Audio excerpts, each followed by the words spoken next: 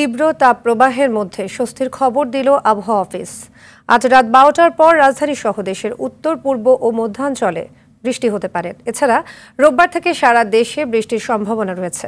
সংস্থাটি বলছে মে মাসে বজ্রপাত ও ঝড়ের সম্ভাবনা রয়েছে। এদিকে টানা 33 দিনের তাপপ্রবাহে অসুস্থ হয়ে হাসপাতালে বাড়ছে শিশুদের চাপ। শাকিলা করিমের রিপোর্টে দেখুন বিস্তারিত। বৈশাখের তাপপ্রবাহে পড়ছে সারা দেশ, জনজীবনে হাঁসফাঁস অবস্থা। সবচেয়ে বেশি বিপাকে পড়েছেন খেটে খাওয়া মানুষ ও শিশুরা। ছটফট করছে পশু পাখিও।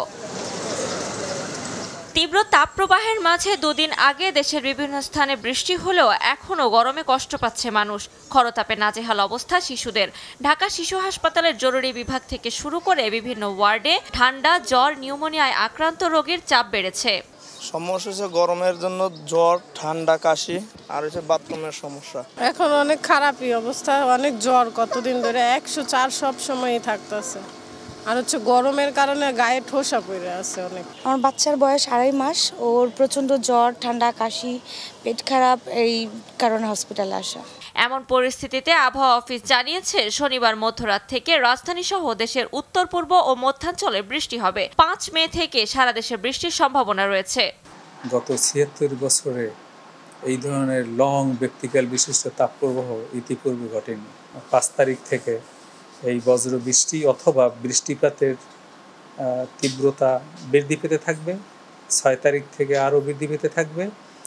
6 তারিখ, 5 তারিখ থেকে 11 তারিখ পর্যন্ত প্রায় প্রতিদিনই দেশের কোথাও না কোথাও বৃষ্টি অথবা বজ্রসহ বৃষ্টি হবে। এছাড়া মে মাসে বজ্রপাত ও ঝড়ের সম্ভাবনা থাকায় নিজেদের সুরক্ষায় সতর্ক থাকার পরামর্শ দিয়েছেন আবহাওয়া অফিসের কর্তারা। বজ্র ঝড় যখন স্টার্ট হবে তার একটু আগে থেকে কোনো ক্রমেই আধা ঘন্টা থেকে 1.5 ঘন্টা অতি আবেগী হয়ে বৃষ্টিতে ভেজা যাবে না।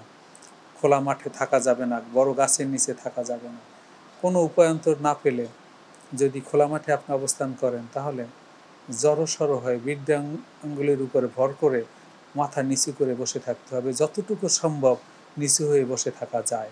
মে মাসের 11 তারিখের পর আবারও তাপপ্রবাহ শুরু হলেও এপ্রিলের চেয়ে তীব্রতা কম থাকবে। শাকিলা করিম, RTV, ঢাকা।